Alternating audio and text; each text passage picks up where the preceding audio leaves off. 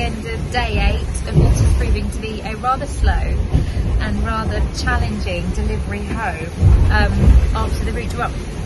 An interesting thing about deliveries is that you're working to a different set of parameters or criteria than when you're racing. So when I'm racing, I talk a lot about the balance between risk and rewards, finding the fastest route, but kind of balancing that against taking unnecessary risks that might damage the boat. Now, when you're doing a delivery home, of course you want to get home quickly, but the need to do it quickly is not essential so long as you've given yourself a reasonable amount of time to do the delivery. And so we're actually looking for a route that is uncomplicated and actually a route that provides less risk of damaging the boat on the way. And that's what's really difficult at the moment. So in the southern half of the North Atlantic, we didn't have a lot of wind at all, and that was very slow going. And the reason was because there was still a massive high pressure reaching across the whole Atlantic. We've just come across that now, and we are about 1,000 miles south of the Azores right now.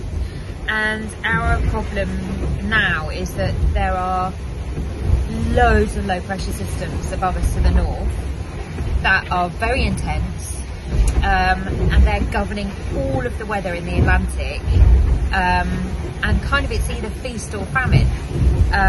So there's either a heck of a lot of wind and you wouldn't want to go anywhere near them because the sea states are massive, or between the systems there's these awful voids of wind. One of those we've been kind of trying to navigate our way around over the last 2 days. We're looking at the situation now. So we are the little black boat in the corner there. We can see that there is a low pressure system over to the east between us and mainland Europe.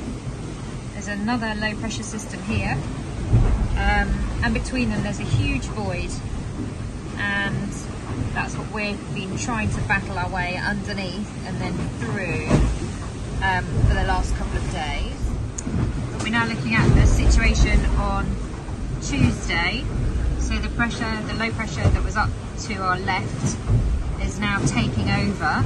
So there's no wind down that side, and there's a lot of wind over here, headwinds over there, so that's no good for us. There's only a narrow band that would be any good for us there. And then as this develops, we can see that low pressure is getting bigger, winds are getting stronger, stretching out towards the mainland European coast.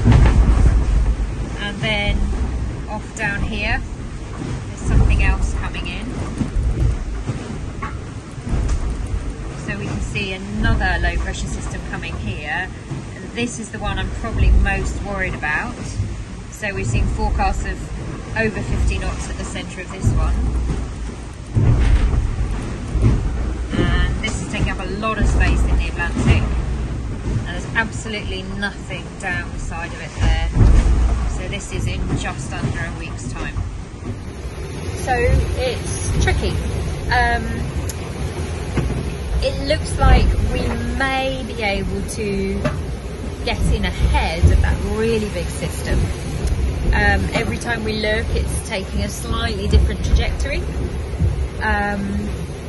But I have contingency planned to stop in Madeira and to stop in Cascais, just in case we can't get ahead of it. And we are downloading weather files as often as we can so that we really understand what the path of that big depression is. But we're also really battling to try and get out of the area that we were in, that you could see we were in, where all the void of wind was. It's very interesting. Lots of head scratching, lots of thinking about what's actually happening, because none of the forecasts in terms of wind strength and direction agree with what we have. So we're more thinking globally about the pressure, and about the wind directions we do have and what they tell us about where the pressure systems are, which is good exercise for the brain, but I kind of like to get home.